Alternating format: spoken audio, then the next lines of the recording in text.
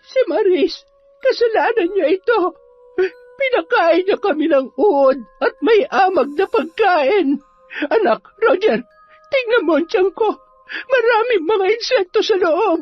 Yung likod ko, maraming gumagalaw na mga alay. Tapos, yung alupihan dito dumaan sa ilong ko at gumagapang papunta sa lalamunan ko. Anak, tulungan mo ko. Ayoko pang mamatay. Ayaw ko sa'yo. Bad ka? Bad ka talaga? Bumalik ka dito! Masasaktan ka talaga sa akin.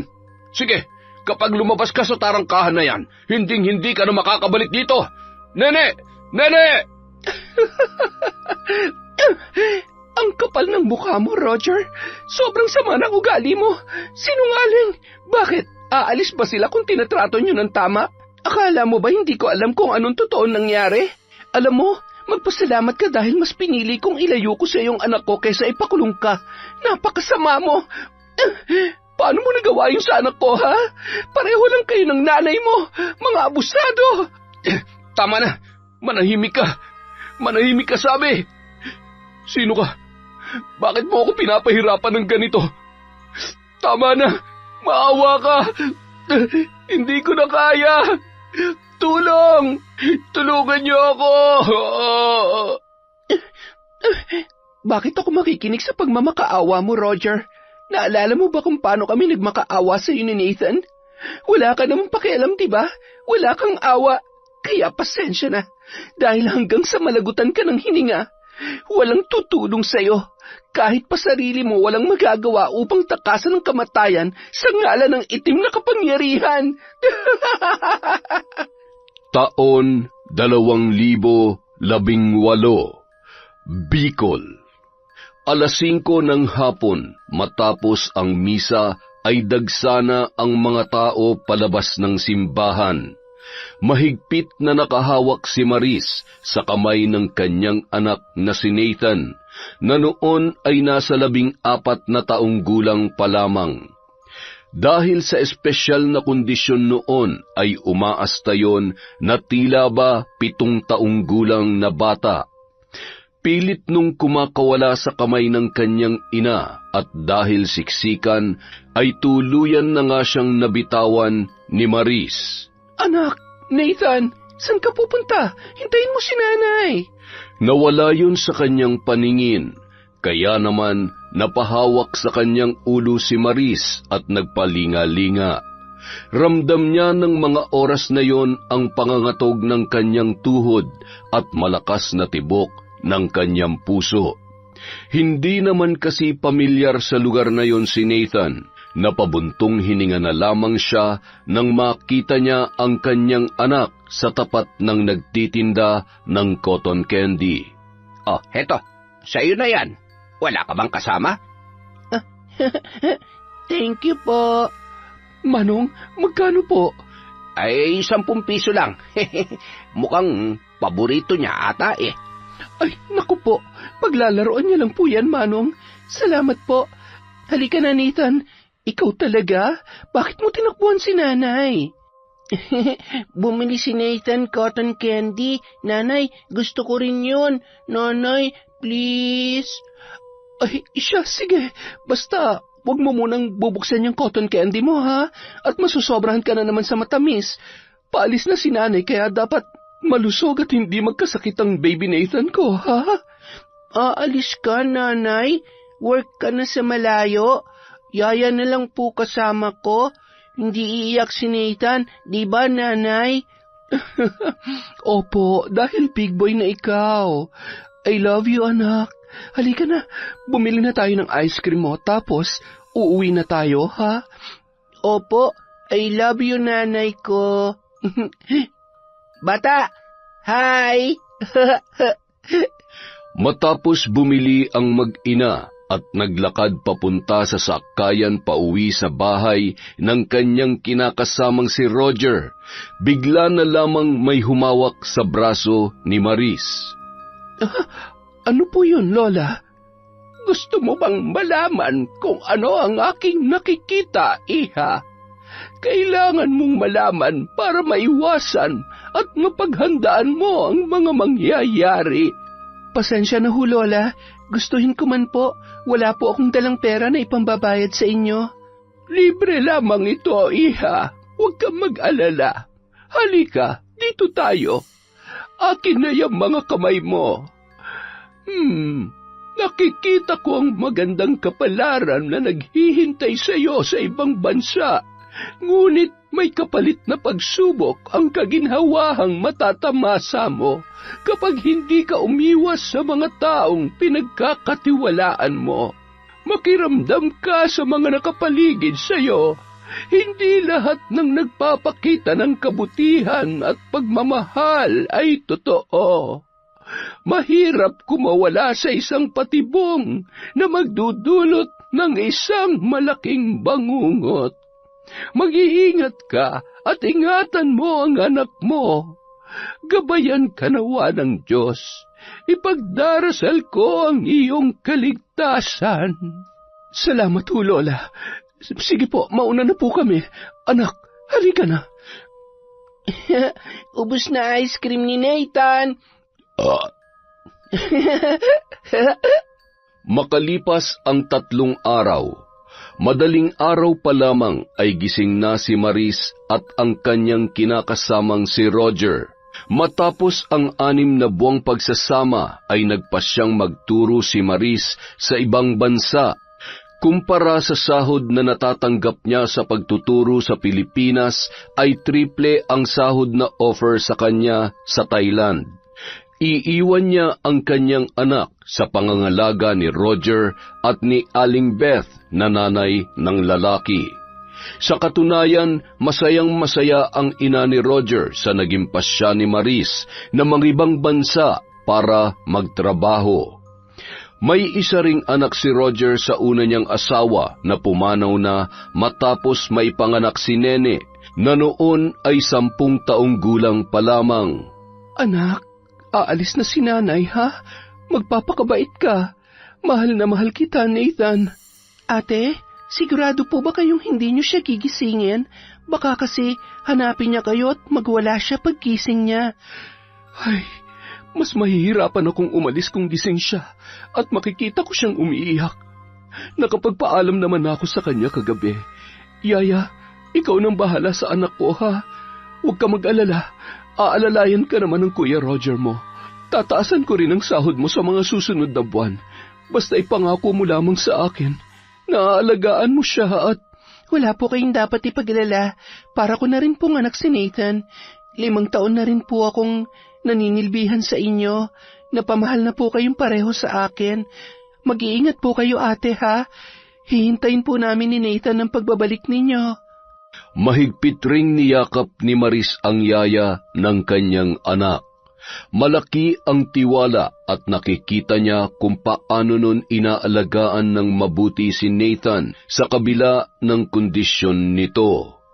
Agad namang tinawag ni Roger si Maris dahil dumating na ang sasakyan na nirentahan nila papuntang terminal papunta sa Maynila. May iba pa kasi siyang aasikasuhin sa loob ng ilang araw bago tuluyang makakaalis ng bansa. Sasamahan naman muna siya ni Roger dahil gusto nitong maihatid mismo sa airport ang kanyang kinakasama. Bago umalis ang dalawa ay sunod-sunod pa ang paalala ni Aling Beth kay Maris na animoy alalang-alala sa kinakasama ng kanyang anak. Pagkatalikod naman ng mga yon ay umirap, sabay umismid pa ang matanda.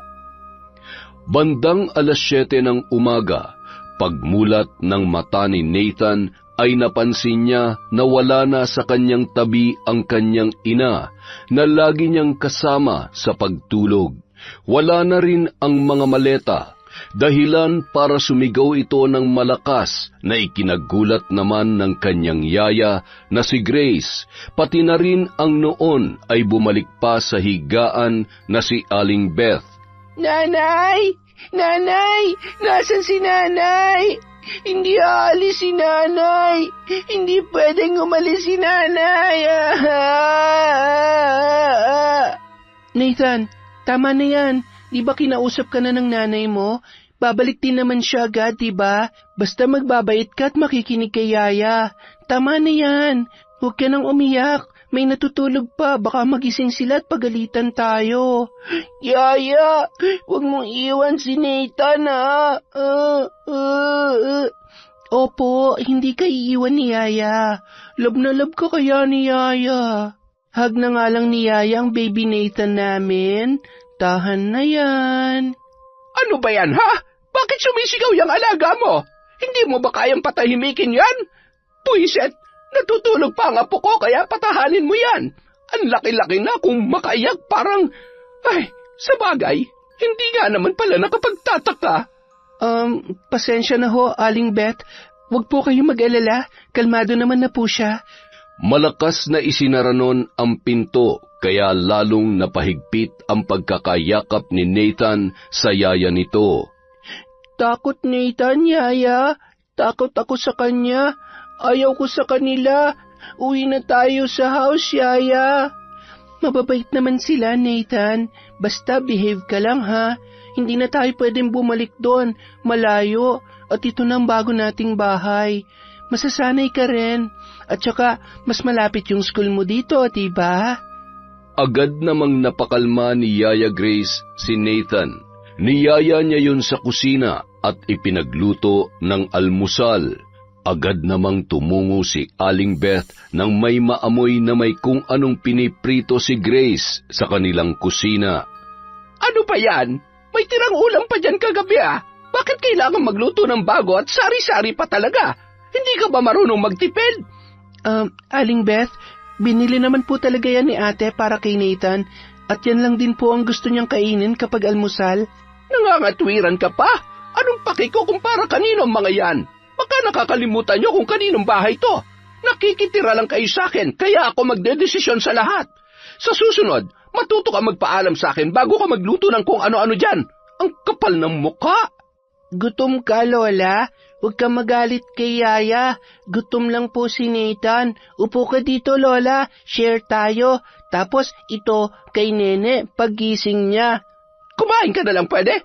Huwag mo akong matawag-tawag na Lola dahil hindi naman kita apo. Wala akong apo na may sayad at... Aling Beth, huwag niyo naman po yung sabihin sa bata. Kahit po ganyan siya, pinalaki po siya ni ate na mabait at... Kahit ano pang sabihin mo, wala akong pakialam. Iligpit mo na maayos ang pinaglutuan mo. Punasan mo ang mga yan at ayaw ko maging dugyot ang kusina ko. Kapag ako nainis, ingungud-ngud kita dyan eh. Napabuntong hininga na lamang si Yaya Grace at tinakpan ang tainga ni Nathan para hindi marinig pa ang mga sinasabi ng matanda. Nung nandito pa si ate, napakabait. Akala mo anghel, ngayong nakaalis na, para ng tigring gutom. Ay, paano na kaya kami nito ni Nathan? Saksakan pala ng sama ng ugali ang matandang kuripot na ito. Nako, subukan niyo lang saktan ng alaga ko. Isusumbong ko talaga kayo kay ate. Matapos mag-almusal ni Nathan ay agad niya nang inihanda ang mga damit nito habang naliligo sa banyo. Napatakbo naman siya palabas ng kwarto nang marinig na sumisigaw si Nene sa labas ng banyo. Sinong nasa loob? Lola, malilate na ako sa school. Ay, sandali lang. Patapos naman na si Nathan. Hoy, muchacha! Sa susunod, hanggat hindi pa nakakaligo ang apo ko, wala pa kayong karapatang gumamit ng banyo. Palabasin mo ng alaga mo dyan ngayon din. Kapag ako kumalad ka dyan, masasaktan talaga sa akin yan. Sasaktan niyo ho siya? Yan ho ang hindi niyo pwedeng gawin. Dahil sisiguruhin kong at talagang ang lakas na loob mong sagutin ako. Sino ka ba? Ano, isusumbong mo ako kay Maris? Tanga! Sisiguruhin ko na mananatiling nakatikom yung bibig mo. Abay, huwag mong inuubos ang pasensya ko, Ineng. Hindi mo alam kung anong kaya kong gawin. Lola, huwag po kayong magalit. It's okay na po. Huwag po kayong mag-away. Masama po yon. Walang masama sa ginagawa ko, Apo. Tinuturo ko lamang sa kanila kung saan nila dapat ilulugar ang sarili nila sa pamamahay na ito. Yumuko na lamang si Grace at pinigilan ang inis na nararamdaman sa matapobreng matanda. Kung alam lang ni ate na ganyan pala ang ugali niyo, siguradong hindi niya kami iiwan dito ni Nathan. Kawawa naman ang alaga ko kung ngayon pa lang ganito ng trato ninyo. Kailangan malaman to ni ate. Tatawagan ko siya mamaya. Pagkatapos maligo ni Nathan ay lumabas na yon. Nakabalot ng tuwalya ang katawan at nahihiya pang tumakbo papunta sa kanyang kwarto nang makita si Nene. Kapansin-pansin naman sa mukha ni Nene na nagsisi sa kanyang inasal, lalo na't naging dahilan yon para magalit ang kanyang Lola Beth. Yun kasi ang unang pagkakataon na nakita niyang galit na galit yon. 10 taong gulang pa lamang si Nene, bagamat may kaartehan ay mabait naman na bata. Sa katunayan, natutuwa pa siya na meron na siyang maituturing na kapatid. Agad namang nagbihis si Yaya Grace at tumungo sila sa paaralan sakay ng tricycle. 4 na oras siya maghihintay sa kanyang alaga bago mag-uwian. Kinapa niya ang kanyang bag na bitbit nang maalala niya na gusto niyang tawagan ang nanay ni Nathan na si Maris. Napakunot noo siya at kinabahan dahil wala roon ang kanyang cellphone. Napabuntong hininga na lamang siya at iniisip kung saan niya yon nailagay. Sa pagkakatanda niya, sa bag niya nilagay ang cellphone bago natulog. Ipinagsawalang bahala niya na lamang yon dahil nasisiguro niyang nasa bahay lamang ang kanyang cellphone. Nang makauwi sila ni Nathan, habang pinapakain ang kanyang alaga ay panay naman ang hanap niya sa kanyang telepono. Ngumisi sabay tinawag siya ni Aling Beth na noon ay nanonood ng TV sa sala. Ano ba ang hinahanap mo't kanina ka pa hindi mapakali? Yung cellphone mo ba? Paano niyo po nalaman? Nasa inyo po ba yon? Bakit? May tatawagan ka ba? Tatawagan mo si Maris? Sige, umupo ka rito. Tawagan mo siya at pagkatapos ay ibalik mo ulit sa akin yan. Ayaw ko kasi ng matabilang dila. Magandang samahan namin at malaki ang tiwala sa akin ni Maris. Sa amin ang anak ko at hindi ko hahayaan na ikaw ang sisira noon. Aba, ayos. Sigurista. Magmamaldita, takot naman palang isumbong. Ay, gusto mo ng laro ha? Eh di sige. Aling Beth, pasensya na ho kung nasagot-sagot ko kayo kanina. Hindi na po yun mauulit. Huwag po kayo mag-alala. Hindi naman po ako magiging sakit ng ulo ninyo. Susundin ko ho kung anong gusto ninyo. Tutulungan ko rin ho kayo sa mga gawaing bahay para hindi kayo napapagod at hindi umiinit ang ulo ninyo. Talaga? Mabuti naman. Magkakasundo tayo dyan. Sige na, kumain ka na. Ubusin mo na yung tirang ulam kagabi at malapit nang mapanis yan. Ay, grabe. Ibang klase. May tao palang ganito. Ay, Diyos ko, kayo na nga lang po ang bahala. Basta huwag niyo lang sasaktan ng alaga ko. At baka makalimutan ko na matanda kayo. Nang gabi rin yun, nakausap naman ni Yaya si Maris. Nakabantay nga lang si Lola Beth sa bawat salitang sasabihin niya. Ayaw naman makipag-usap ni Nathan dahil nagtatampo pa rin ang bata. Makalipas ang ilang buwan, maayos naman ang trato ni Roger kay Nathan. Madalas niyang isinasama sa labas ang bata at naglalaro sila ng basketball sa malapit na covered court. Masaya si Nathan kahit may mga pagkakataong sinusumpong yun, lalo na kapag hindi maganda ang gising at may gustong hindi nasusunod. Nasanay na yon sa pagsusungit ni Aling Beth at kung minsan ay idinadaan na lamang noon sa pagmumukmok sa kwarto. Bihira naman makatawag si Maris at limitado lamang ang oras kaya hindi nakakapag-usap ng maayos ang mag-ina at hindi rin nagkakaroon ng pagkakataon si Grace na magsabi ng katotohanan sa kanyang amo. Kapag wala si Roger, hindi sila pinapasabay sa pagkain ni Aling Beth. Kung anong matirang pagkain ng maglola ay yun ang pinagtsatsagaan nilang dalawa ni Nathan. Buti na lamang, May patagong iniwan na pera si Maris kay Yaya na ginagamit niya para bilhan ng gustong pagkain si Nathan bago o pagkatapos ng klase nito.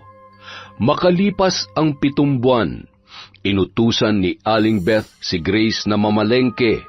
Iniwanan niya si Nathan na nasa kwarto lamang at naglalaro.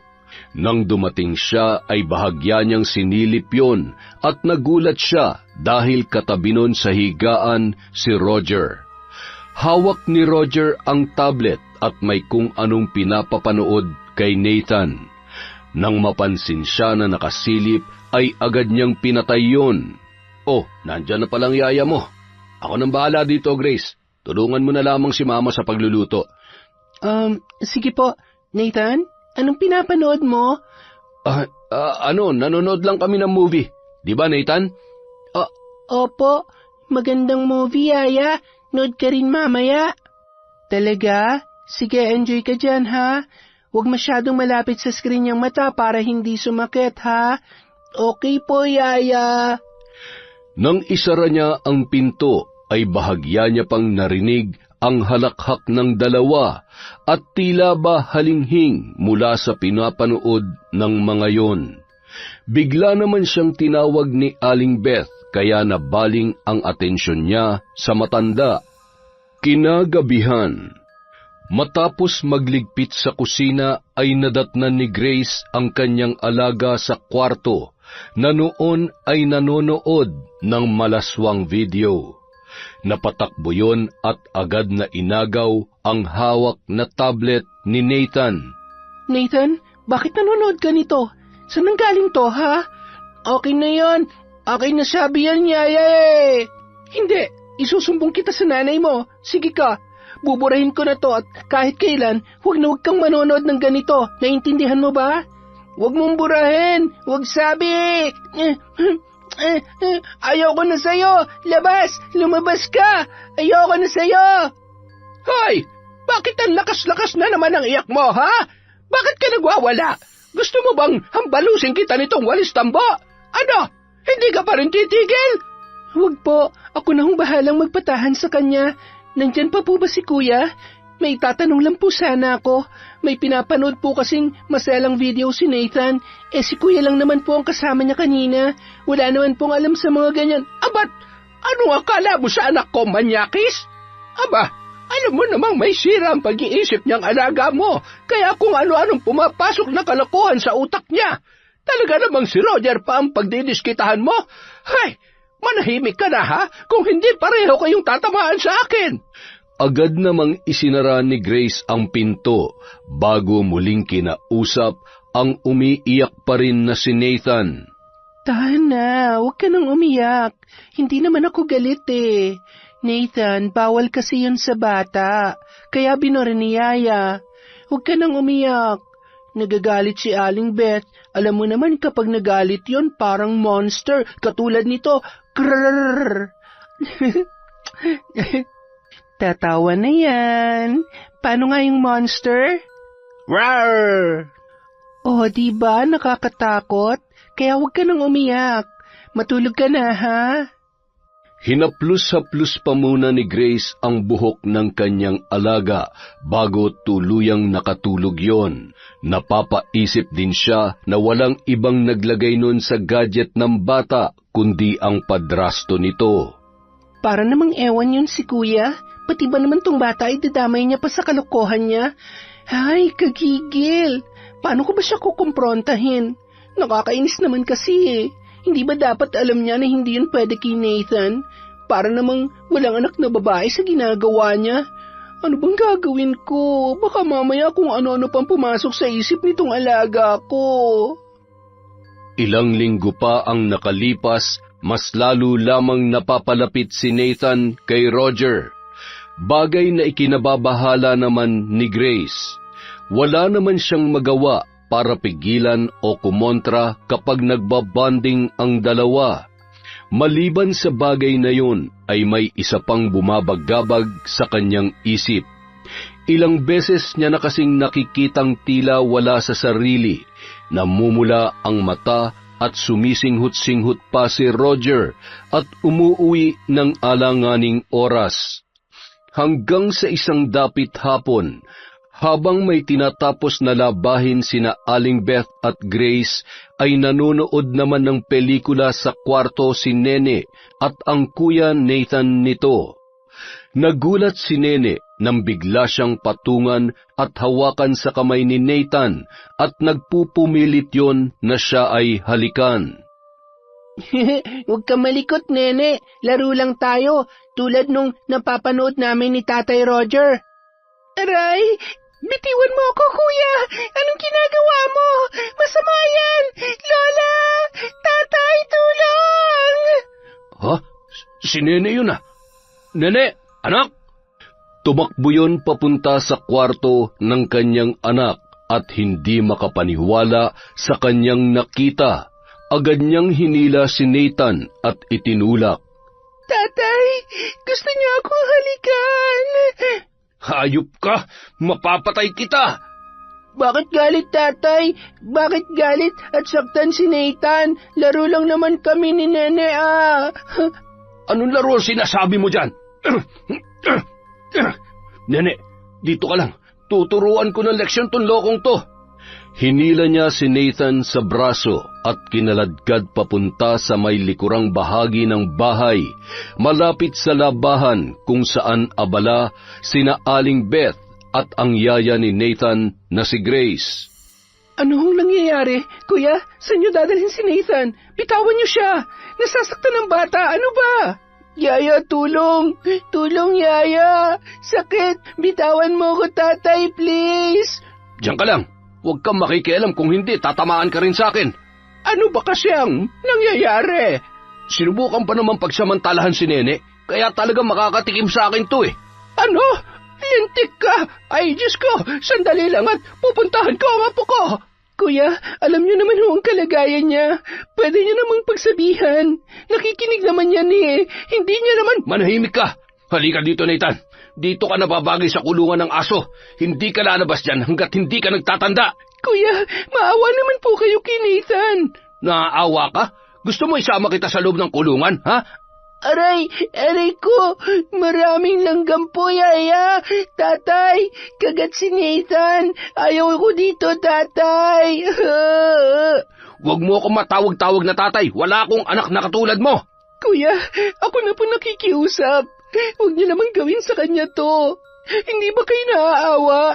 Hindi ba't kasalanan niyo naman dahil ikaw ang dahilan kung bakit natutunan niya bagay na yon? Akala niyo ba hindi ko alam na pinapapanood niyo siya ng... Manahimik ka! Hindi ako titigil hanggat hindi niyo pinapalabas ng kulungan si Nathan. Abat, bakit? Sino ka ba para utusan ako, ha? Isusumbong kita kay ate. Irereklamo ko kayo sa pang-aabuso niyo sa bata, pati na yung nanay niyong mata pobre. At ikaw, para kayo naman na makulong. Ah, ganun ha? Halika dito. Bibigyan kita ng dahilan para magsumbong. Habang umiiyak si Nathan, napatuloy pa rin na kinakagat ng mga langgam sa loob ng malaking kulungan ng aso. Kinaladkad naman ng noon ay sabog sa ipinagbabawal na gamot na si Roger, ang kaawa-awang si Grace. Dinala niya yon sa kanyang kwarto. Ito bang gusto mo para manahimik ka na? Ha? Gusto mo to? Hayop ka! Manyak! Hindi ko na kaya mga ginagawa niyo! Saan ka pupunta, ha? Halika rito! Aray! Aray ko, bakit yan mo ako sinipa? Walang kasing bilis na tumakbo papalabas si Grace at pinuntahan ang kanyang alaga. Gamit ang malaking bato, ay agad nabuksan ang kulungan kung saan naroon si Nathan na punong-puno na ng kagat ng pulang langgam. Nathan, kailangan nating tumakas. Kailangan mong sumama kay Yaya. Patuloy pa rin sa paghikbi ang bata habang tumatango-tango at walang kasing bilis silang tumakbo nang marinig ang boses ng paparating na si Roger. Grace! Nathan! Bumalik kayo dito! Mapapatay ko kayo! Mabuti na lamang, agad silang nakapara ng tricycle. Nagpahatid sila sa bahay ng ninong ni Nathan na siya namang nagbayad sa tricycle driver na sinakyan nila dahil walang kahit anong pera o gamit man lamang na nadala si Grace.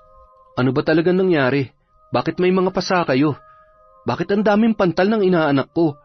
Pasensya na ho. Wala naman ho kasi akong kakilala na pwedeng mapuntahan kaya dito po muna kami pumunta ni Nathan. Sinaktan po siya ni Kuya Roger. Hindi man lamang po siya naawa.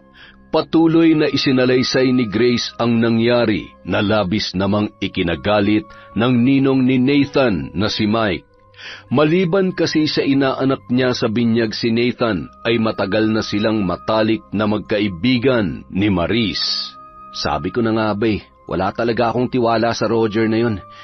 Ay, ewan ko ba naman kay Maris? Pagdating kasi sa pag-ibig, hindi ko alam kung malas lang ba siya o tatanga-tanga talaga. Huwag kayong mag-alala, ligtas kayo dito. Ay, siguradong mag-aalala yun.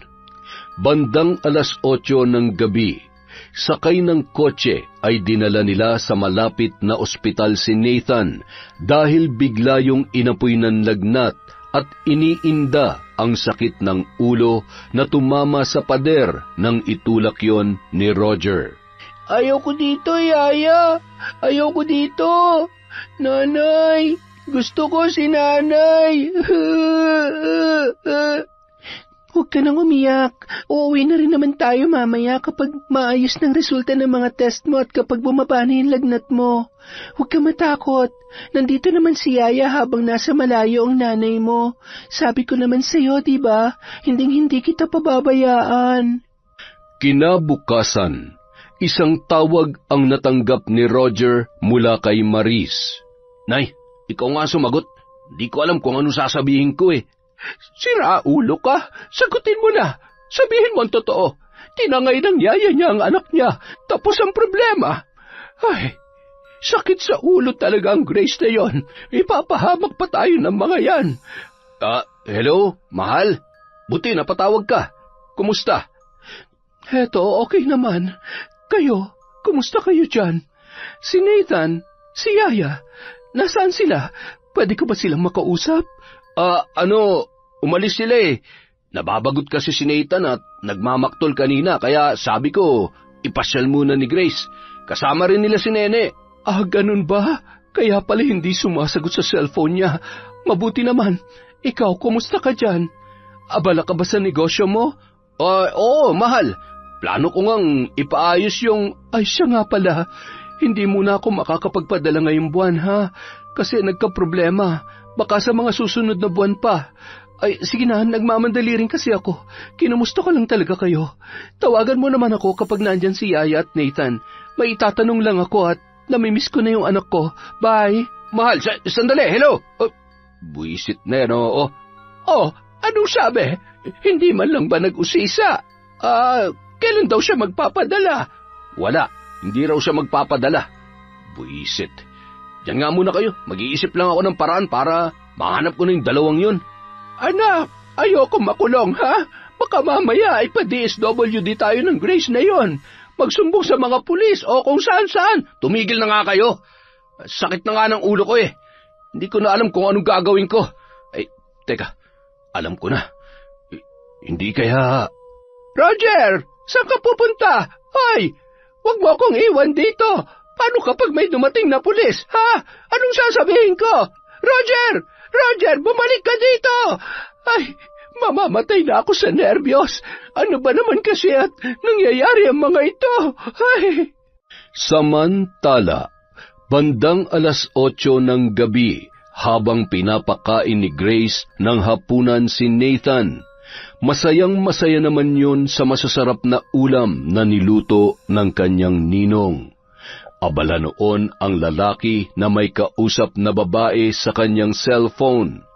Maya-maya, biglang may narinig silang pamilyar na boses mula sa labas ng bahay.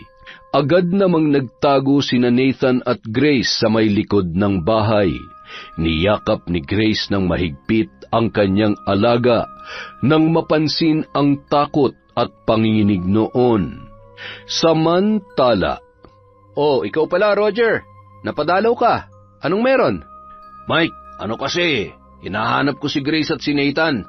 Nagpaalam kasi na umalis kahapon tapos hindi pa rin bumabalik. Kaya iniisip ko kung saan sila nagpunta. Nagbabaka sakali ako na kung napadaan sila dito baka hindi Ang tagal ko na ngang hindi nadadalaw yung inaanak ko. Tatawagan ko nga sana si Maris para mangumusta kaya lang abala rin ako palagi sa trabaho ko . Kung sakali man, wag mo na sanang ipaalam kay Maris. Ano kasi, ayaw ko namang mag-alala pa siya. Gagawin ko na lang ng paraan. Siguro naman, sinama lang ni Grace sa mga kamag-anak nila. Mabait naman yun at siguradong hindi niya pababayaan si Nathan. Pero, para makasiguro, pwede naman tayo mag-report sa mga pulis. Nako, maaabala ka pa. Wag na, ako na lang. Sige, salamat na lang ha. Huwag ka mag-alala, ako nang bahala. Pahingi na lang ng cellphone number mo at babalitaan kita para hindi ka mag-alala sa inaanak mo. Nang tumalikod yon, ay napailing-iling na lamang si Mike dahil sa pagkadismaya at labis na kasinungalingan ni Roger. Nang makaalis ang lalaki, ay agad naman na pinuntahan ni Mike sina Grace at Nathan sa likod ng kanyang bahay kung saan nagtatago ang dalawa. Sa tingin ko, hindi kayo ligtas dito. Sa kulit ni Roger, siguradong babalik at babalik yun. Kung pumunta kaya muna kayo sa Maynila, o di kaya... Kung okay lang ho sa inyo, isasama ko ho si Nathan sa isla. Malayo na po yon at wala naman silang alam sa lugar na yon. Hindi niya rin naman alam kung taga saan ako. Ligtas po kami ron. Mabuti pa nga. Maraming salamat sa pagmamalasakit mo sa batang ito ha. Susubukan kong tawagan si Maris. Siguradong wala yung alam tungkol sa mga kalokohan at kasinungalingan ni Roger. Kinabukasan, hinatid ni Mike ang dalawa sa sakayan ng bangka papunta sa islang pinagmulan ni Grace. Masayang-masaya naman si Nathan habang sila ay nakasakay sa bangka at sinisilip ang maasul-asul na kulay ng walang kaalon-alon na dagat. Bandang 3:00 ng hapon nang makarating sila sa isla. Malayo-layo ang kanilang nilakad bago sila nakarating sa bahay ni na Grace. Yun na lamang ang natitirang ala-ala niya sa kanyang tatay na namayapa 6 na taon na ang nakalilipas. Malinis ang bahay dahil inaalagaan pa rin yon ng kanyang tiyuhin, maging ang mga halaman na nakatanim sa buong paligid. Natuwa naman ang lalaki sa biglaang pag-uwi ng dalaga. Ngunit nagtaka yon sa batang kasama nito. Ipinaliwanag naman ng dalaga ang nangyari at kalaunan ay naunawaan din noon. Yun naman ang nag-asikaso at tumulong sa kanila mula sa pag-iigib at pag-aayos ng lutuan sa kusina. Masayang-masaya na naglalaro sa labas ng bahay si Nathan. Humiga-higa pa yon sa berdeng damo at nagpagulong-gulong. Hinayaan naman ni Grace na maglaro habang abala siya sa pagluluto. Pagsapit ng gabi, agad na nakatulog si Nathan sa kanyang kwarto dahil sa pagod. Walang kuryente kaya naman nakabukas lamang ang bintana para pumasok ang sariwang hangin. Nang matiyak na mahimbing na ang pagkakatulog ng bata, ay nagmamadaling tumungo yon sa dating kwarto ng kanyang tatay, kung saan nakatago ang mga gamit na ibinilin ng kanyang nanay bago yon namatay. Dahil tubong sikihor ang kanyang ina, ay maalam yon sa paggamit ng iba't ibang itim na mahika, palipad hangin, pambabarang at may kaalaman din yung manggamot ng ilang karamdaman. Nung nabubuhay pa yon, ay minsang ipinakita sa kanya ang aklat ng karunungan kung saan naroon ang mga hakbang upang makisapi sa itim na kapangyarihan at magmumulat sa kaisipan ng isang hindi pangkaraniwang kaalaman at kapangyarihan. Nung mga oras na yon, buo na ang kanyang loob na gumanti at pasakitan ang taong umagrabyado sa kanya at sa kanyang pinakamamahal na alaga na si Nathan. Ito ang magiging daan para matuto kayo sa mga pagkakamali nyo. Akala nyo porket mahina at walang laban ay matitibag nyo. Hindi nyo alam kung ilang beses ako nagtiis para lamang hindi nyo masaktan si Nathan. Pero lahat ng pang-aabuso ay may hangganan. Makikita nyo kung gaano kaimportanteng mamuhay ng walang inaapakan. Habang binabasa ang bawat pahina ng aklat, ay unti-unti niyang nauunawaan ang mga bagay-bagay at kung paano niya yun gagamitin.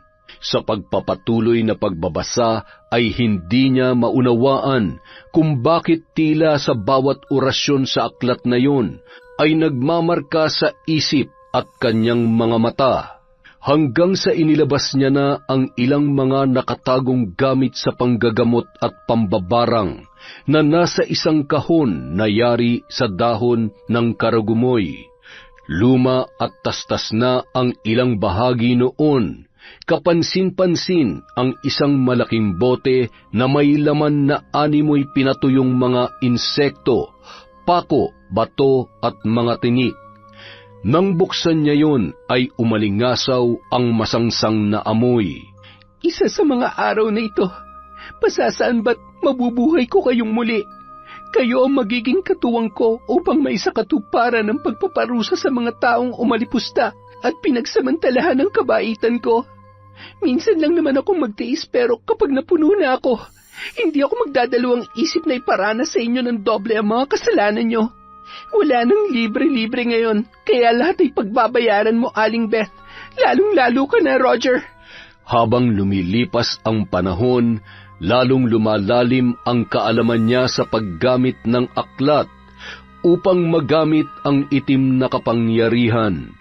Mula sa pagbuhay ng mga insekto ay marami na siyang kayang gawin na hindi pangkaraniwan. Kaya naman sa pagkakataong yon ay unti-unti niya nang pinaplano kung paano sisingilin ang mga taong may atraso sa kanya at maging sa pinakamamahal niyang alaga na si Nathan. Tuloy-tuloy ang naging suporta ng ninong ni Nathan na minsan ay nagagawi pa sa isla upang ihatid ang pangangailangan ng kanyang inaanak. Siya rin ang nag-aabot ng sahod ni Grace. Nalulungkot man sila dahil tumigil sa pag-aaral si Nathan, ngunit yun muna ang kailangan nilang unahin. Ang kaligtasan at ikabubuti ng bata habang nasa ibang bansa pa ang kanyang nanay. Isang gabi, muling tinungo ni Grace ang kanyang silid at kinuha ang kanyang mga gamit sa pambabarang. Kabilugan ng buwan, maghahating gabi na at malayo ang distansya ng mga kabahayan. Pumunta siya sa may likod na bahagi ng kanyang bahay at pumwesto sa tapat ng isang malaking puno. Ang buhay ng puno na yon ang sasalo ng mga sumbalik na ipapataw niya sa kanyang babarangin. Ilang sandali pa, sinindihan niya na ang 3 kandilang kulay itim. Pinatayo yun sa ugat ng puno. Hawak niya rin ang malaking garapon na mayroong iba't ibang insekto. Nagsimula siyang mag-usal ng mga kahindik-hindik na salita at iniangat yon. Maya-maya, inilapag niya ang garapon sabay binuksan. Kayo magsisilbing katuwang ko. Pamamahayan niyo at kukunin ang lakas ng babaeng yon upang makaramdam siya ng takot at kawalan ng pag-asa na mabuhay pa. Sa bawat pagpatak ng orasan at pagkaupos ng kandila, iigsi rin ang pag-asang makatakas siya sa sumpa ng pasakit at kamatayan. Samantala, napabuntong hininga naman si Aling Beth habang pinagmamasdan ang kanyang apong si Nene na noon ay tulog na tulog. Nung gabing yon ang unang pagkakataon na nakatulog ang bata na walang laman ang tiyan. 1 linggo nang walang iniaabot na pera si Roger at kahit man lamang bumili ng bigas at ulam ay wala. Nagtatago na rin si Aling Beth sa mga kakilala niya dahil sa mga utang sa tindahan at pera na ipinambayad niya sa tuition fee ng kanyang apo na nag-aaral sa pribadong paaralan. Yung iba naman ay ipinambili niya ng alahas na kinahihiligan niya. Mga alahas na wala ni isang natira dahil naisanlana ni Roger. Hindi para isalba ang nalulugi niyang negosyo, kundi para ipantustos sa kanyang bisyo. Hindi na mapigilan ni Aling Beth ang kanyang sarili sa laki ng problema na kinakaharap ng kanyang pamilya at awa na nararamdaman niya para sa kanyang apo. Ilang minuto matapos humiga, naramdaman niyang may nagpupumilit magbukas ng pinto. Nakiramdam siya sa pag-aakalang si Roger yon. Ikaw ba yan, Roger? May dala ka bang pagkain? Nagmamadaling bumangon at binuksan niya ang pintuan. Pagkatapos ay natuwa siya nang makita ang pagkain na nasa pinggan. Ngunit hindi si Roger ang taong nasa kanyang harapan. Maris, ikaw nga. Bumalik ka na pala. Bumalik ako para ibigay sa iyo to. Alam ko na nagugutom ka na. Kayo ng apo niyong si Nene. Marami akong inihandang pagkain, Nay. Haliho kayo. Naghain na po ako. Halika, Nene. Kumain muna tayo. Salamat.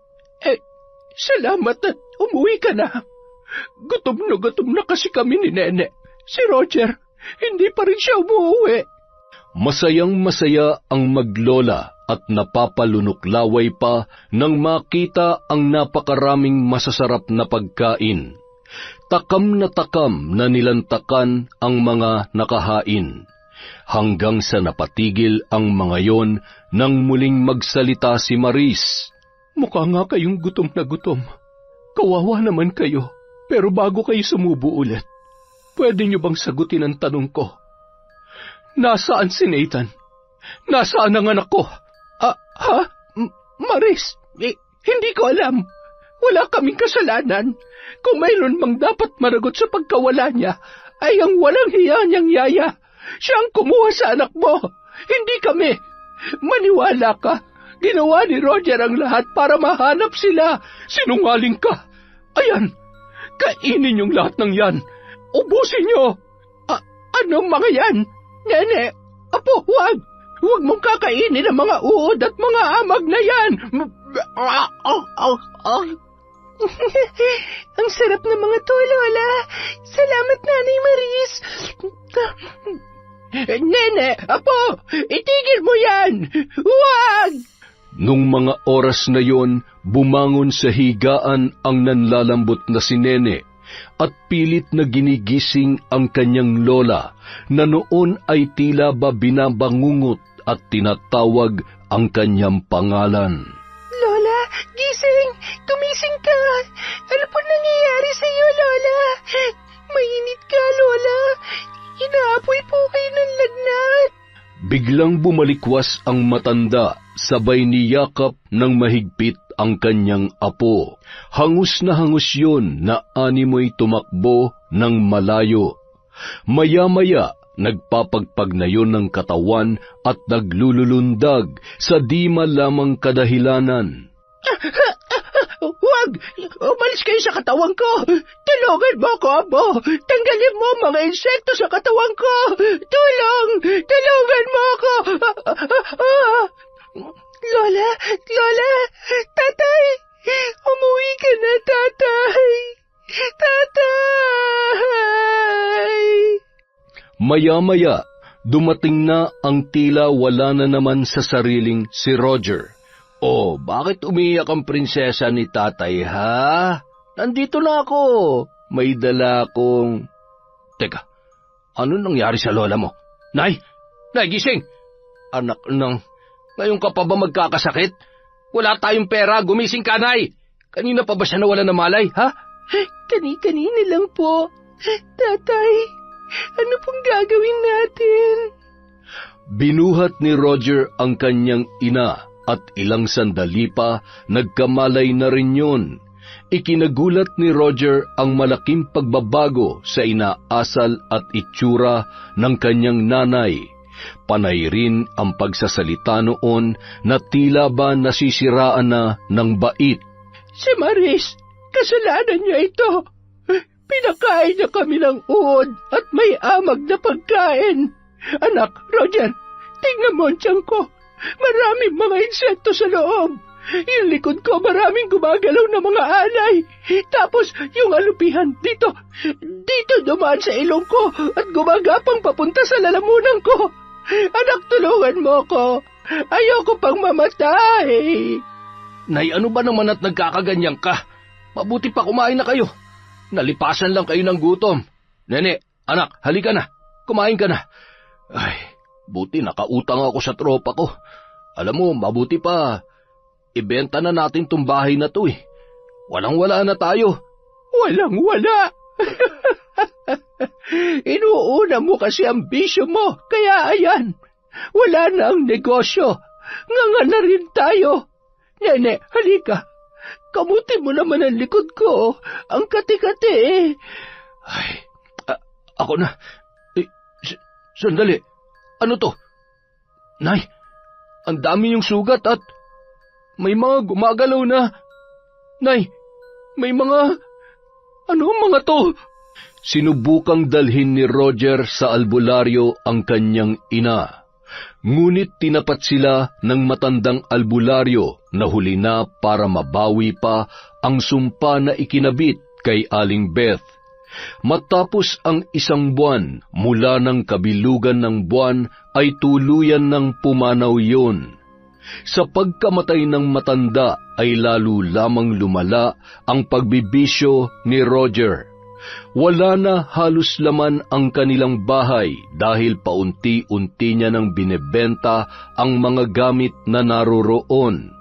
Napabayaan niya na si Nene at madalas ay mag-isa lang yun sa bahay, umiiyak at nagtitiis sa gutom. Madalas niya pang napagbubuntunan ng init ng ulo ang kanyang anak. Tay, bakit niyo binenta yung TV? Tatay naman eh. Ano ba? Hindi ka ba titigil? Aanhin mo pa yon. Mapuputulan na rin naman tayo ng kuryente. Bakit kasi hindi kayo nag-work? Di ba tatay kayo? Dapat, aray! Wala kang karapatan na pagsabihan ako ng ganyan. Anak lang kita. Ayoko na sa'yo. Bad ka talaga. Bumalik ka rito. Masasaktan ka sa akin. Sige, kapag lumabas ka sa tarangkahan na yan, hindi ka na makakabalik dito. Nene! Nene! Ano ba? Napakatigas ng ulo mo ah. Siya, bahala ka na sa buhay mo. Buisit!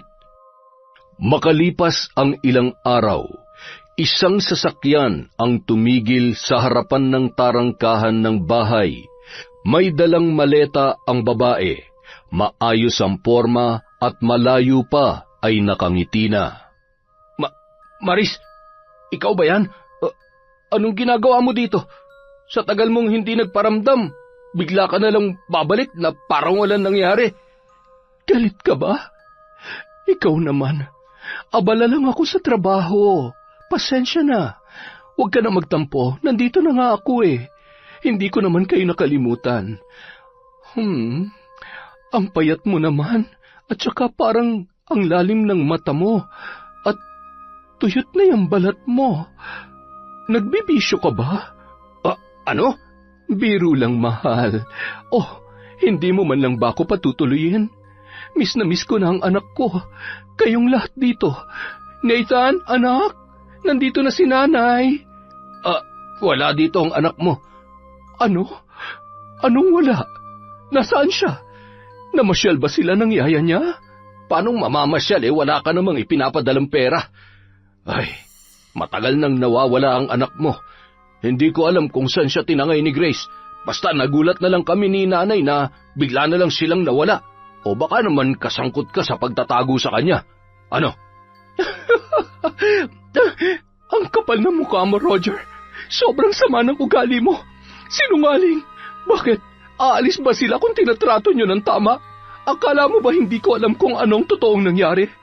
Alam mo, magpasalamat ka dahil mas pinili kong ilayo sa iyong anak ko kesa ipakulong ka. Napakasama mo. Paano mo nagawa yun sa anak ko, ha? Pareho lang kayo ng nanay mo. Mga abusado. Hindi ko naman sinasadya yun. Minahal ko rin naman at inalagaan ang anak mo nung panahong wala ka. Lalo na si nanay. At saka, huwag mo na siyang sisihin. Wala na si nanay. Patay na siya. Patay na? Ano? Paano? Baka naman natatakot ka lang na ipakulong ko ang nanay mo. Kayong dalawa. Kaya kung ano-ano na naman kasinungalingan ang sinasabi mo. Pwede ba, Maris? Huwag ka na magmaang-maangan. Baka nga may kinalaman ka pa sa pagkamatay niya eh. Binarang siya. Pinabarang siya kaya siya namatay. Ikaw ba? Sabihin mo, ikaw ba may gawa nun sa nanay ko? Wala akong alam sa sinasabi mo. Huwag mong sagarin ang pasensya ko dahil baka matuluyan kang makulong. Maris, pakiusap. Handa akong humingi ng tawad. Luluhod ako kung kinakailangan. Huwag mo naman akong ipakulong. Paawa ka. Hindi ko na alam kung nasaan si Nene. Nawawala din siya. Kita mo na, pati sarili mong anak pinabayaan mo. Wala ka talagang kwenta. Agad namang pumasok si Mike at kinuha ang maleta ni Maris. Nagtagis ang bagang ni Roger sa galit at selos na nararamdaman niya nung mga oras na yon. Nang lumapit at akmang susuntukin, ay agad na nasalo ni Mike ang kamao ni Roger. Sabay hinawakan ng mahigpit at pinilipit yon. Bitawan mo ako! Ang sakit! Sa susunod, mag-isip at mag-ingat ka kasi. Sugod ka ng sugod, wala ka naman palang binatbat. Halika na, Maris. Huwag mo nang sayangin ang oras mo sa lalaking yan. Binabalaan kita, Roger. Huwag na huwag kang magtatangkang lumapit at gumawa ng gulo. Dahil baka sa susunod, matagpuan mo sarili mo sa loob ng kulungan. O kaya pupulutin ka sa kangkungan. Nang makarating sina Mike at Maris sa bahay ng lalaki, ay napansin naman nun ang malalim na iniisip ng babae. Bakit? May problema ba?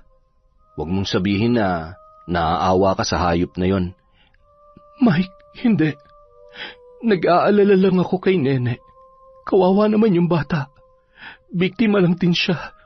Wala naman siyang kinalaman sa mga nangyayari. Kailangan natin siyang mahanap. Ay, kung yan ang paraan para mapanatag ang loob mo, sige, hahanapin natin siya. Pero kapag nahanap na natin ang bata, anong plano mo? Ibabalik mo siya sa tatay niya?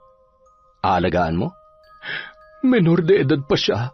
At kapag nalaman ng DSWD ang ginagawa sa kanya, siguradong sila mismo magtatama ng lahat. Makalipas ang 1 linggo, tumungo sila sa mga karatig bayan, hanggang sa natagpuan nila si Nene sa gilid ng palengke, kasama ang ilang bata na mamalimos para may pambili ng pagkain. Hindi mapigilang tumulo ang luha ni Maris.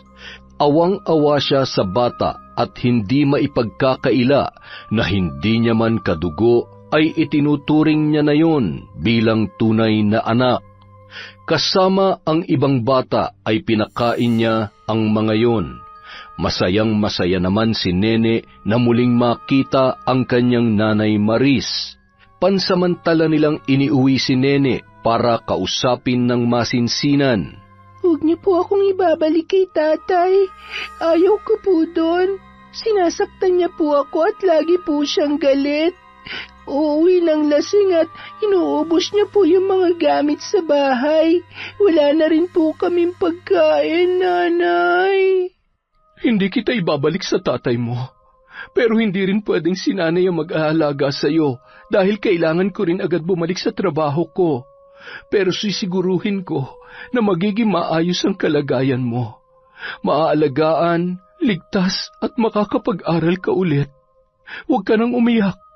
Kailangan mong maging matapang para malampasan mo ang lahat. Pagdating ng araw, kapag kaya mo nang tumayo sa sarili mong mga paa, sikapin mong magkaroon ng magandang buhay.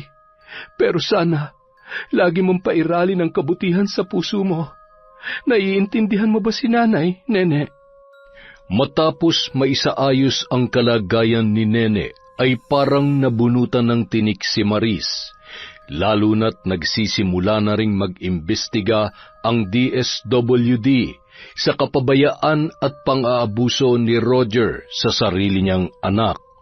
Ilang araw ang lumipas, pumunta ng isla sina Mike at Maris.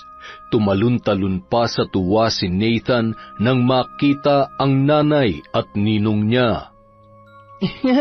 Ang saya-saya ni Nathan. Hindi ka na aalis, Nanay, ha? Miss na kita, Nanay.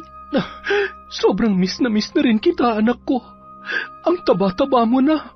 Naku, mukhang napabayaan ka ni Yaya sa kusina, ah. Ninong, halika. Samahan mo ko dun, Ninong. Play tayo. Sige, na-miss mo rin ba si Ninong, ha? Opo. Habang naglalakad papunta sa may likod na bahagi ng bahay, ay masayang-masaya at naluluha si Maris na pinagmamasdan si Nathan. Ano ba namang luha to? Salamat, Grace. Sobrang salamat sa pag-aalaga at pagmamahal sa anak ko. Hindi ko mapapatawad ang sarili ko kung may nangyaring masama sa kanya. Sa inyong dalawa. Wala kayong dapat ipag-alala, ate. Naging mabait po kayo sa akin.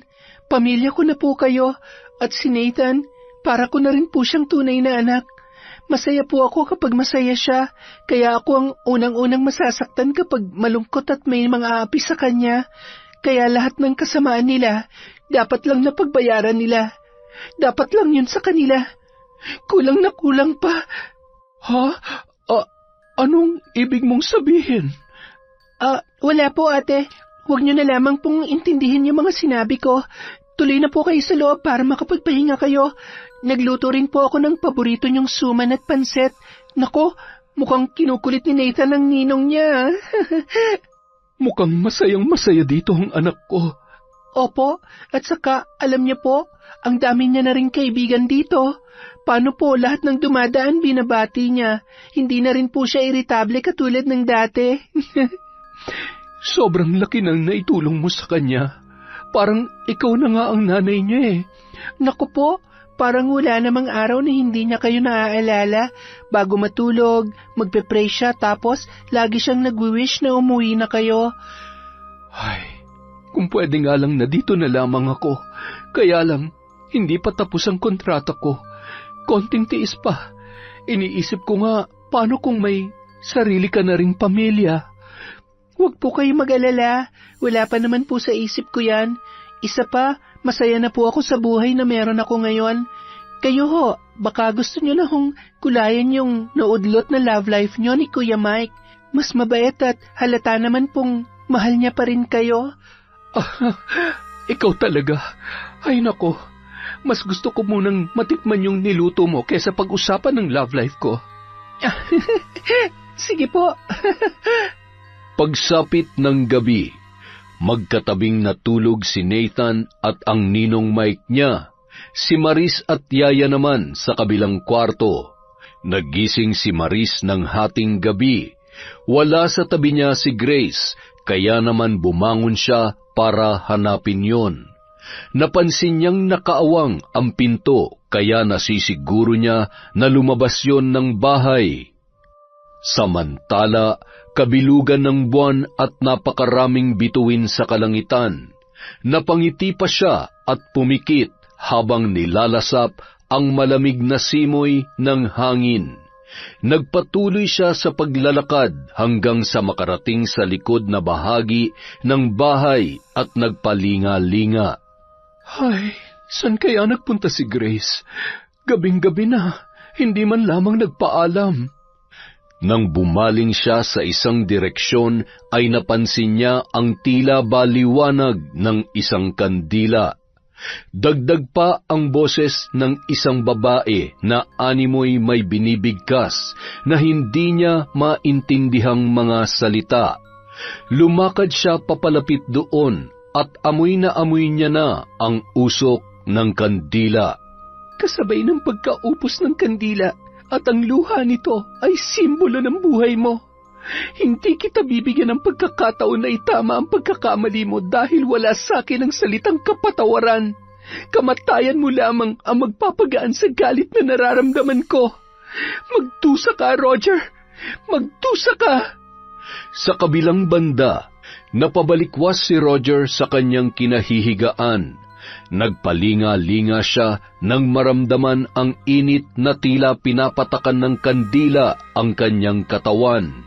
Umuusok at isa-isang naglilitawan ang sugat sa kanyang balat habang naririnig niya ang boses ng isang babae na tinatawag ang kanyang pangalan. Biglang napahawak si Roger sa kanyang ulo. Tama na! Manahimik ka! Manahimik ka, sabi! Sino ka ba? Bakit mo ako pinapahirapan ng ganito? Tama na! Maawa ka! Hindi ko na kaya! Tulong! Tulungan niyo ako! Maya-maya, naramdaman niya ang mga galamay ng kung anong insekto na nasa kabilang tainga niya. Hawak ang kanyang buhok habang galit na galit ang ugat sa noo ay nagliparan ang mga bangaw, tipaklong at putakti. Napahawak yun sa kanyang dibdib nang maramdamang may kung anong bumabara at nakatusok doon. Hinahabol ang hininga na animoy nalulunod. Pakiusap! Patawarin mo na ako! Huwag mo akong papatayin! Kailangan ako ng anak ko! Sige na!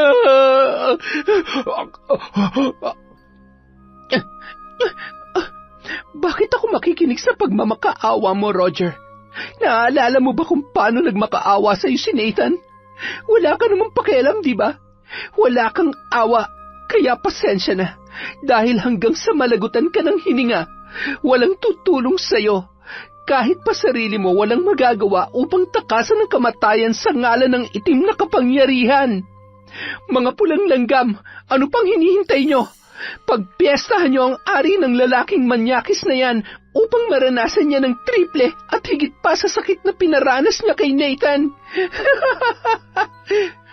Diyos ko, Grace, anong ginagawa mo? Itigil mo yan! Itigil mo yan! Bitawan mo ako! Huwag kang makikialam! Hindi mo alam! Muntik niya na ako mapagsamantalahan ng gabing yon. Hindi siya pwede mabuhay. Masama siya. Napakasama niya. Papatayin ko siya. Papatayin ko si Roger. Sila ng nanay niya. Lahat sila. Pati na malditang batang yon. Grace, huwag. Huminahon ka. Huwag kang magpapatalo sa galit na nararamdaman mo. Patawarin mo ko. Kasalanan ko kung bakit nangyari ang lahat ng ito. Patawad. Pero hindi ko hayaan na madungisan ang mga kamay mo dahil sa taong katulad niya. Delikado ang ginagawa mo. Paano kung mapahamak ka dahil sa ginagawa mong yan? Masama ang pumatay at umanib sa itim na kapangyarihan. Shh! Tahan na, Grace. Makalipas ang 1 linggo, nagkakagulo ang mga tao dahil sa mabaho na tila ba nabubulok na hayop na nagmumula sa bahay ni Roger. Naroon din ang mga kinatawan ng DSWD na magsasagawa sana ng interview sa lalaki tungkol sa kaso ni Nene. Hindi po namin alam kung may tao dito, pero tara ho, tingnan natin kung nariyan si Roger. Ilang araw na po kasi naming di napapansin, tapos hindi rin po namin maintindihan kung saan galing yung napakabahong... Akala ko nga po'y nakalimot lamang ako magsipilyo. Yung pala'y sadya nga galing dito ang umaalingasaw na... Ay, ang baho talaga. Roger! Roger! Tao po! May naghahanap sa'yo dito sa labas. Ano ho yun? Ay, hala, si Roger yata. Ano nangyari dito? Ay, Diyos ko po. Patay. Patay na si Roger. May patay. Patay na si Roger. Tulong. Takot ako sa... Ay, naku po. Isang patay at isang nahimatay. Kailangan natin tumawag ng pulis. Ipinarating naman ng mga otoridad kay Maris ang nangyari. Cardiac arrest ang resulta ng otopsiya para matukoy ang naging sanhi ng pagkamatay noon. Napagtanto rin na nasobrahan na yon sa paggamit ng ipinagbabawal na gamot na naging dahilan ng kanyang kamatayan. Ang mga sugat niya naman sa katawan na animoy pinagkakagat ng mga insekto ay hindi naman maipaliwanag. O, ano nangyari? Bakit napapabuntong hininga ka? Ay, hindi ko alam kung dapat bang ipagpasalamat ko o maaawa ako sa kanya. Kanino? Kay Roger. Bakit? Ano nangyari sa kanya? Wala na siya. May tumawag na pulis kanina. Ano nang plano mo ngayon? May pinagsamahan naman kami. Ang mabigyan siya ng maayos na libing. Tingin ko yun ang pinakahuling bagay na magagawa ko para sa kanya.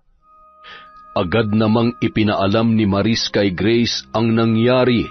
Napayuko na lamang ang dalaga at napaluha.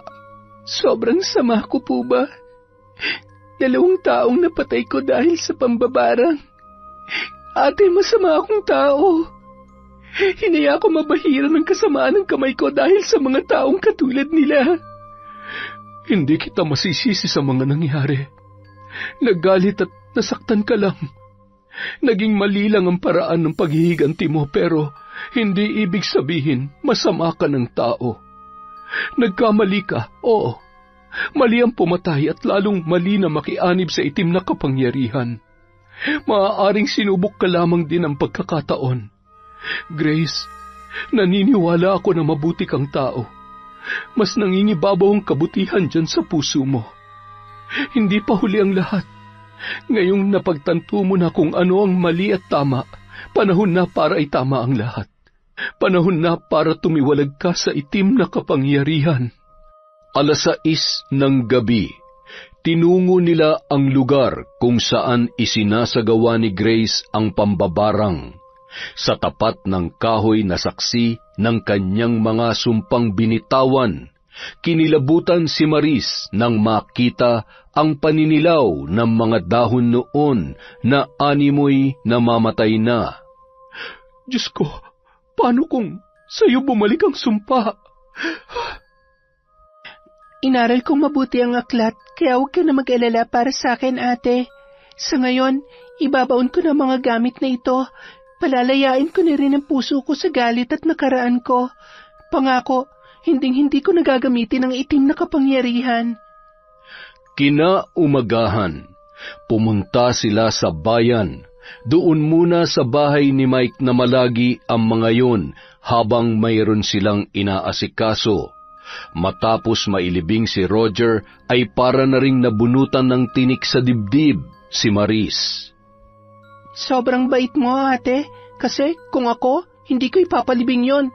Dapat nga hinayaan na lang yun mabulok dun sa bahay niya eh. Ganun talaga. Mahal na mahal eh. Tigilan mo nga ako, Mike. Kanina ka pa, ha? Ganyan talaga kapag nagsiselos, ate. Ako? Sa itsurang yun, magseselos ako. Mas gwapo ko dun, oy. Kunwari ka pa. Halata ka naman. Ay, huwag ka mag-alala. Anong laban ng patay sa buhay na buhay at napakagwapo pa? Ay, yan ang ayaw ko sa lahat kapag binobola mo ako. Alam mo kung bakit? Ayaw daw. Mukhang tuwang-tuwa ka. Nako, excuse me lang po muna ha. Naiinggit po ako. Makalipas ang 1 linggo, muli na nilang hinatid sa isla sina Nathan at Grace. Abala na rin sa pag-aasikaso pabalik sa ibang bansa si Maris. Magkasama silang nagsimba ng araw na yun. Ang bilis ng araw. Aalis na naman ako bukas. Pero sa ngayon mas magaan na. Alam kong nasa mabuting kalagayan si Nathan. Huwag ka mag-alala, hindi ko sila pababayaan. Lalong-lalo na si Nathan. Basta, iingatan mo ang sarili mo doon, ha? Lagi kang tatawag at huwag mo akong ipagpapalit sa mas gwapo sa akin doon. Sira ka talaga. Puro ka ganyan. Kaya nalilito ko sa iyo eh. Alam mo, sa totoo lang, kasalanan mo lahat ng kamalasan ko sa love life. Kung noon pa umamin ka na, di sana hindi na ako nagkaligaw-ligaw pa. Ay, humahanap lang naman ako ng tiyempo. Isa pa, hindi pa ako handa nun. Nung maayos na ang lahat, ikaw naman yung wala na. May nagmamay-ari na sa'yo. Kaya ngayon, utang na loob, huwag ka nang lumingon sa iba. Dahil hihintayin kita pagbalik mo. Tapos, sa ayaw at sa gusto mo, magpapakasal na tayo. Habang nag-uusap at naglalakad ang dalawa, may bigla namang lumapit na matanda. Bumalik ka? Oo, ikaw nga. Kumusta ka na? Magaan na? Naibaba mo na ang krus na pasan mo. Nakikita kong masayang pagsasama at buhay na naghihintay sa inyo. Huwag niyo nang pakawalan ng isa't isa. Salamat po. Oh, heto po. Magkano po ba? Asan na yun?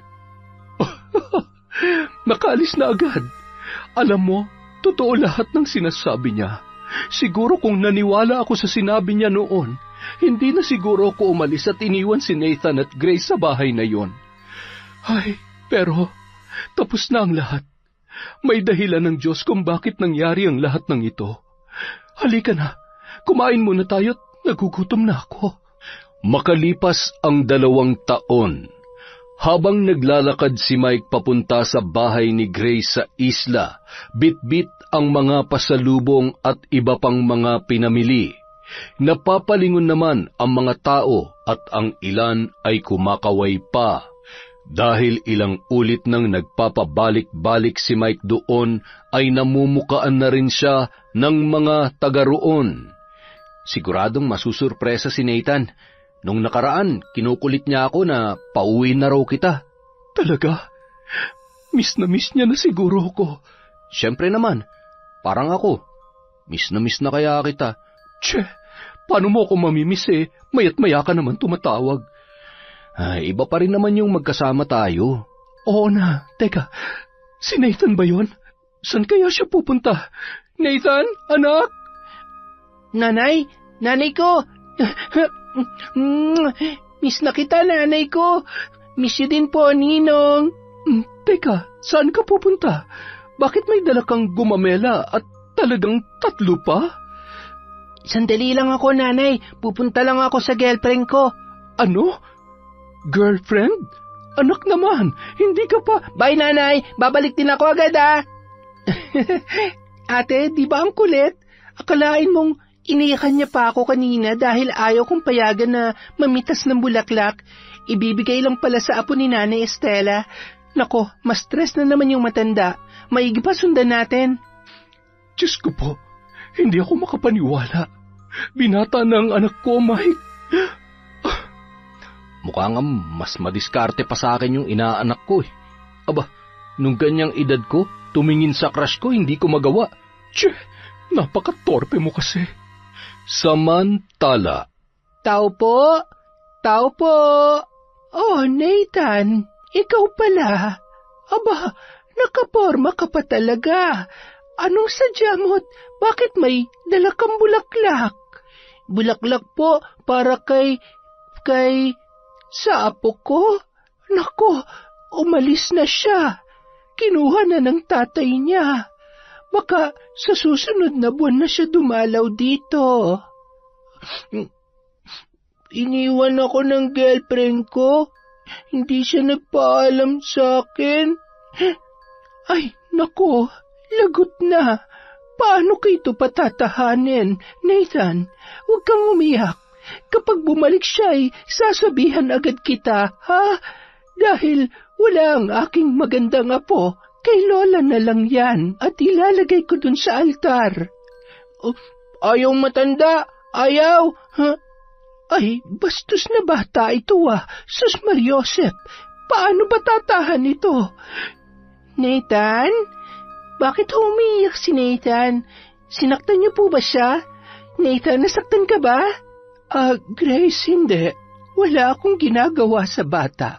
Umiyak lang siya dahil hinahanap niya ang apo ko. Dapat lang Dahil kapag sinaktan niyo ang alaga ko, makakatikim kayo sa akin. Halika na, Nathan. Umuwi na tayo. Nagkatinginan naman sina Mike at Maris sa inasal ni Grace. Hawak pa nun ang braso ni Nathan at mabilis na naglakad pabalik sa kanyang bahay. Lumapit naman si Maris sa matanda. Pasensya na ho kayo. Baka medyo mainit lamang po ang ulo ni Grace. Ako na po ang humihingi ng tawad. Nanay po ako ni Nathan. Ikaw pala ang kanyang ina. Mabait at nakakatuwa si Nathan. Siya nga pala, ilang buwan ko nang napapansin na ganyan si Grace. Mula nang umuwi dito ang dating nobyo niya at may kasama ng iba. First love nga naman nila ang isa't isa. Kaya lang ganun talaga. Buntis na pati yung babae kaya... Nung mga oras na yun, kinutuban na naman si Maris para kay Grace. Nasisiguro niya na may kakaiba na namang ginagawa ang dalaga. Iba rin ang aura noon. Nababasa niya ang galit at sakit sa mga mata nito.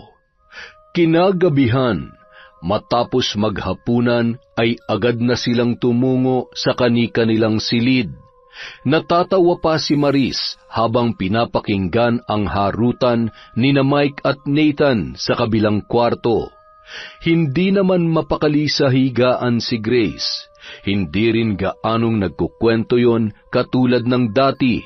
At hindi na malayan ni Maris na nakatulog na pala siya. Nang siya ay magising, ay nagulat siya nang wala na naman sa kanyang tabi si Grace. Agad niyang hinanap ang dalaga at tumungo sa isang lugar na nababatid niyang kinaroroonan ni Grace. Hindi nga siya nagkamali. Hawak ng dalaga ang isang larawan na pinapatakan niya ng kandila habang nag-uusal ng mga nakakatakot na salita. Grace! Ate! Grace naman! Ano na naman to? Hindi ba nangako ka na sa akin na hindi mo nagagamitin yan? Patawarin mo ako, ate. Hindi ko na alam ang gagawin ko. Gulong-gulo ang utak ko. Nasasaktan ako. Kinalimutan ko na siya eh. Akala ko hindi niya na ako babalikan pa. Pero alam mo kung anong masakit pagbalik niya. May kasama siyang iba. May mahal na siyang iba, ate. Grace, lumilipas din ang sakit. Kailangan mo lang tanggapin na wala na. Tapos na. Tanggapin mo na hindi kayo ang nakalaan para sa isa't isa. Ang pagtanggap ang unang paraan para mawala yung sakit na nararamdaman mo. Gusto mo bang maging dahilan upang maging miserable ang buhay ng iba? Halika. Tumayo ka dyan. Akin na yan. Huwag mong sirain ang buhay mo dahil lamang sa lalaki. Gamitin mo ang sakit na nararamdaman mo para maging mas malakas at para mas mahalin pa ang sarili mo. Hindi ko alam kung paano gawin yan, ate. Pero salamat. Susubukan ko ang lahat na makakaya ko. Pinag-aral ni Maris si Grace sa kolehiyo. Nagsama naman sila ni Mike bilang mag-asawa. Nagpasya silang magpakasal at magkatuwang na pinalago ang kanilang mga negosyo upang hindi na kailanganin pang bumalik sa ibang bansa ni Maris. Bumalik din sa pag-aaral si Nathan. Isang araw, dinalaw nila si Nene na matagal na nilang hindi nakikita. Nanay, salamat po at pinalikan niyo ako. Namiss ko po kayo. Nanay, nag-aaral po ako mabuti katulad ng sabi niyo sa akin. Babalik pa po ba kayo sa ibang bansa? Si Kuya Nathan po. Kumusta na po siya? Kasama ko ang Kuya Nathan mo. Gusto ka rin niya makita at marami siyang pasalubong sa'yo. Nanay, Nene, ikaw na si Nene. Ang tangkad mo na. Ang ganda-ganda pa rin ni Nene, Nanay. Gusto mo, sama ka sa amin? Ang dami kong toys. Tapos, pasyal tayo sa mall. Tapos, dun sa isla. Ang ganda-ganda ng dagat, Nene. Tapos, nandun yung girlfriend ko. Maganda siya, mahaba ang buhok at... Nanay, may girlfriend na raw si Kuya, oh. Wow, ang dami naman nito. Pati damit. Nanay, salamat po ha. Sana pagdating ng araw, makasama ko ulit kayo. Huwag kang mag-alala. Kaunting tiis na lamang, nene. Kapag nasa tamang edad ka na, may karapatan ka ng mamili kung saan mo gusto. Makakaalis ka na rito. Para hindi ka malungkot, dadalasan namin ang pagdalaw sa'yo. Gusto mo ba yon, Nathan? Opo, nanay. Huwag kang iyak, nene. Huwag kang sad. Love ka ni Kuya. Hindi aaway, ha? Salamat, Diyos ko. Sa kabila ng kalagayan ng anak ko, napakabuti pa rin ang kanyang puso. Oh, bakit umiiyak na naman ang mahal ko, ha? Nandyan ka na pala. Wala to. Natutuwa lamang ako. Masayang masaya si Nathan. Salamat, mahal, ha? Salamat sa pagiging mabuting ama sa kanya. Salamat sa pagiging mabuting asawa. Mahal na mahal kita. Mahal na mahal ka namin ni Nathan. Mas mahal na mahal kita. Ayaw ko ng pagdaanan mo ang hirap at lungkot na pinagdaanan mo noon. Mahal na mahal ko kayo ni Nathan at syempre, ang magiging anak natin. Siguradong mas matutuwa si Nathan kapag nalaman niya na magkaka-baby brother na siya.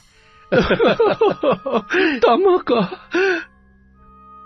Yon, napakahiwaga talaga ng pagmamahal. Sa susunod na po ulit ang shoutout natin.